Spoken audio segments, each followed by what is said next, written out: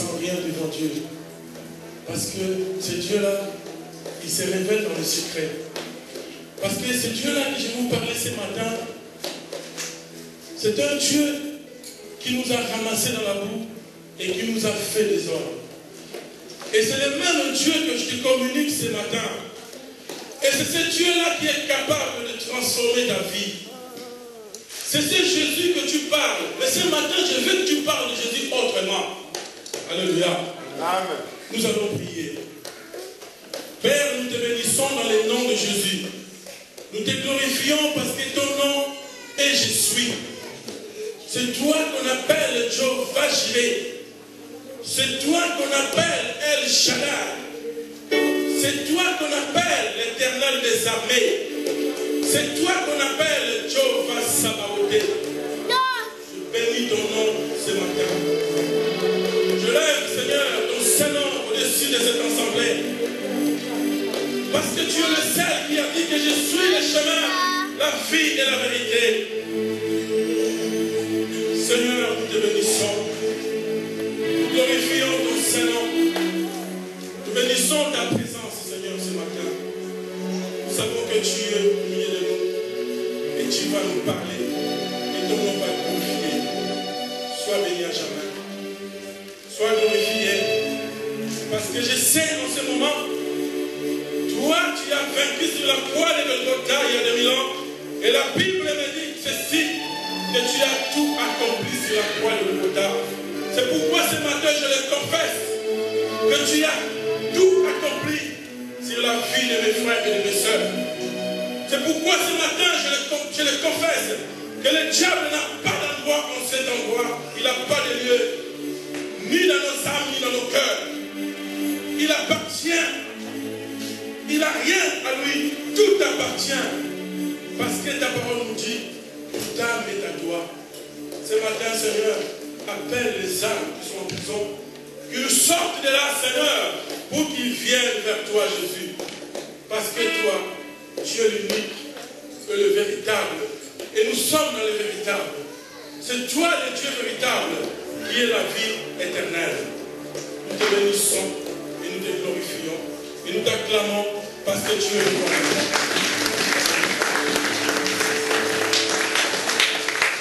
Nous allons prier avec le temps. Il y aura des versets que je vais juste citer. On ira pas. Amen. Nous allons prendre nos Bibles. Nous allons ouvrir dans les livres de Jude. Il y aura 3 versets qu'on va lire du coup. Après, on va rentrer dans notre message. Jude chapitre. Jude, il n'y a pas de. Pour ceux qui lisent la Bible, il n'y a pas de chapitre, juste un chapitre. Jude, c'est après, avant l'Apocalypse. Parce que je sais qu'il y en a d'autres, je soupçonne personne. Il y en a d'autres qui laissent la Bible, ça veut dire les temps de dimanche matin.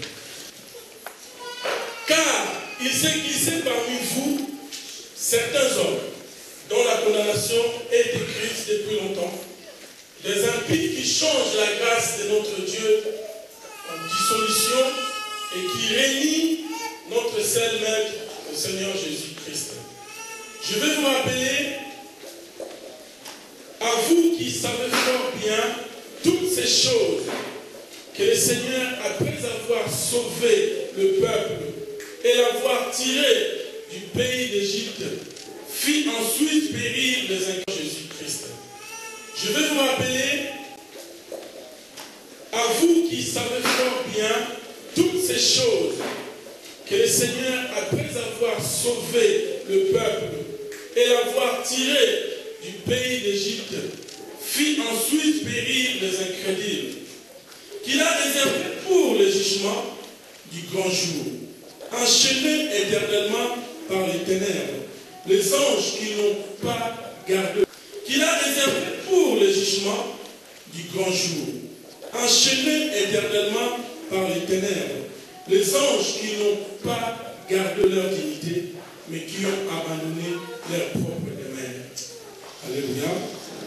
Nous allons aller lire dans 2 Pierre, chapitre 2, 4 à 10.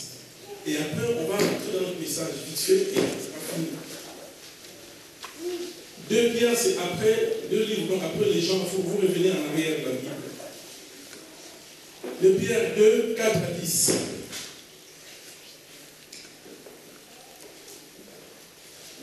La Bible déclare ceci.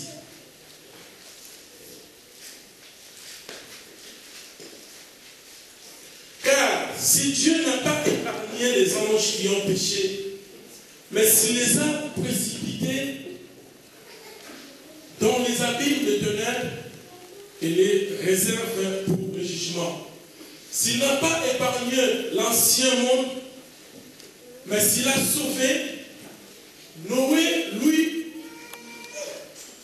huitième, ces prédicateurs de la justice, lorsqu'il fut venir le déluge sur un monde d'impies, s'il a condamné à la destruction et réduit en cendres les villes de Sodome et de Gomorrhe, les donnant comme exemple aux impies à venir, et s'il a délivré le juste de Lot, profondément attristé de la dissolution, car ces jours qui habitaient au milieu d'eux tourmentaient journellement son âme, juste à cause de ce qu'il voyait. À cause de ce qu'il voyait et entendait de leurs œuvres criminelles. Nous allons courir vite sur 1 Pierre, chapitre 3, 17 à 20. Après, nous allons démarrer notre message. 1 Pierre, chapitre 3, 17 à 20. La Bible déclare ceci. Car il vaut mieux souffrir si telle est la volonté de Dieu, en faisant les biens qu'en faisant les mal.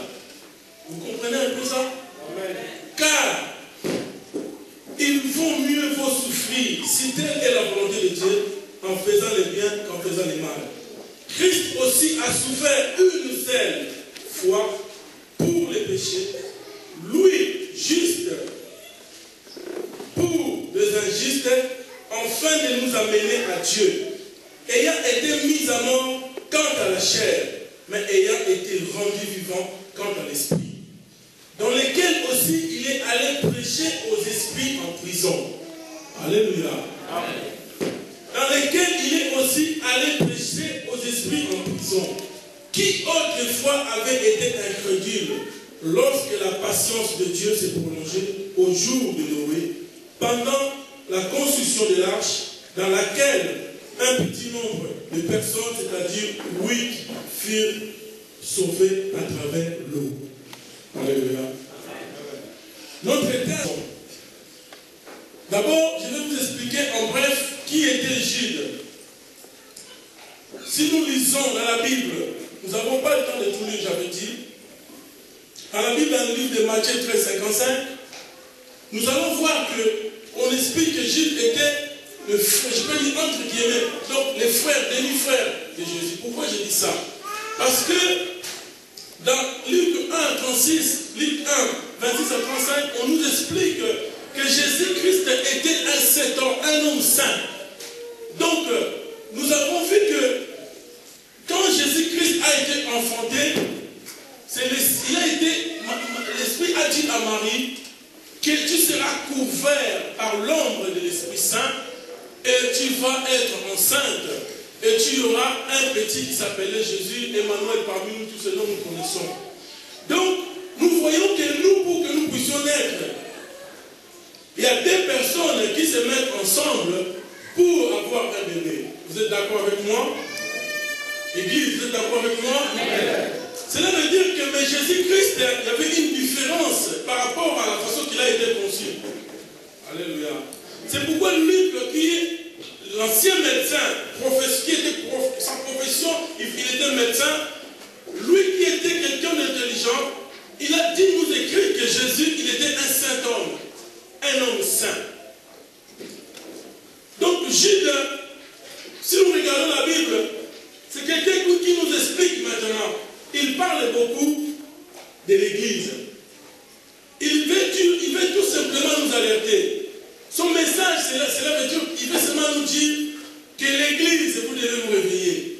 Parce qu'il parle de faux et de vrai. Alléluia. Il nous alerte seulement à comprendre que parmi nous, il y en a d'autres qui se sont glissés, qui ne sont pas de Dieu. Alléluia. Parce que vous pouvez aussi dire, je pense que les pasteurs disent une fois, le diable aussi, Jésus aussi, si tu vois la réalité, étant Dieu, ce n'était pas normal qu'il aille choisir Judas. Tu peux dire que Jésus a fait l'erreur. Alléluia.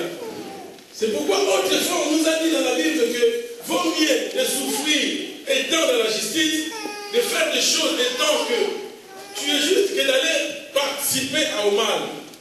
Alléluia. Jude, il a apporté son message après Pierre. Pierre, d'après les études bibliques, il a prêché aux environs de l'an 65 et Jude dans les environs de l'an 75.